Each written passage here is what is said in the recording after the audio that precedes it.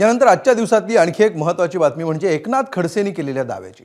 शरद पवारांचे राष्ट्रवादीचे ज्येष्ठ नेते एकनाथ खडसे पुन्हा एकदा भाजपमध्ये प्रवेश करणार असल्याच्या चर्चा राजकीय वर्तुळात रंगल्या। अलीकडेच भाजपचे राष्ट्रीय सरचिटणीस विनोद तावडे आणि एकनाथ खडसे यांची मुंबईमध्ये भेट झाली। या भेटीनंतर तर्कवितर्कांना उधाण आलं असताना आता स्वतः एकनाथ खडसेंनी थेट दिल्लीचा संदर्भ देत गौप्यस्फोट केलाय। अमित शहांनी आपल्याला फोन करून बोलावलं आणि भाजपमध्ये प्रवेश करा अशी ऑफर दिली असा दावा खडसेंनी केलाय। मात्र खडसेंना पक्षात घेतलं तर आम्ही लोकसभेची जागा पाडून टाकू अशी थेट ब्लॅकमेलिंग केली जाते। माझ्या प्रवेशाला स्थानिक नेत्यांकडून विरोध करण्यात आला असं म्हणत त्यांनी गिरीश महाजनांवर निशाणा साधला। यावरून पुन्हा महाजन आणि खडसे यांच्यात झुंजली आहे।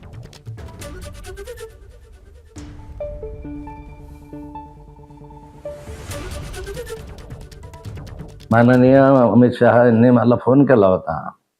मला त्यांनी दिल्लीला बोलवून घेतलं होतं। त्यावेळेस मला माहिती नव्हतं काय काम आहे आणि गेल्यानंतर त्यांनी मला सांगितलं होतं की भाजप जॉईन करू आणि नड्डाजीकडे पाठवलं। नड्डाजींनी काय ते त्या सगळ्यांना माहिती आहे। गिरीश महाजन म्हणतात मी विरोध केला नव्हता। त्यांनी विरोध केला नसेल पण वरच्यांनी जे मला सांगितलं त्या कालखंडामध्ये ते म्हणाले आपको अगर प्रवेश देंगे तो भाजप के लोकल लोग पार्टी बोल रही कि हम काम नहीं करेंगे, हम सीट गिरा देंगे, ऐसा वो ब्लॅकमेल कर रहे हैं।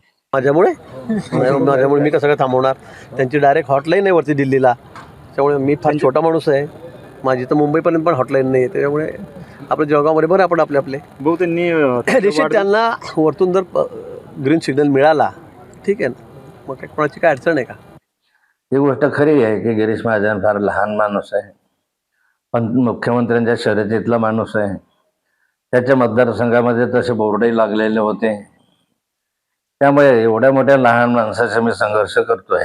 पण ठीक आहे, गिरीश महाजनला तसं वाटतं की लहान आहे, पण माननीय मुख्यमंत्र्यांचा आशीर्वाद गिरीश महाजनला आहे। मुख्यमंत्र्यांचा आशीर्वाद जर काढला तर गिरीश महाराज कशातच नसतील अशी स्थिती आज आहे। तर या सगळ्या दाव्या प्रतिदाव्यांसोबतच भाजप प्रवेशाबाबत एकनाथ खडसेंनी आपली भूमिका स्पष्ट केली आहे।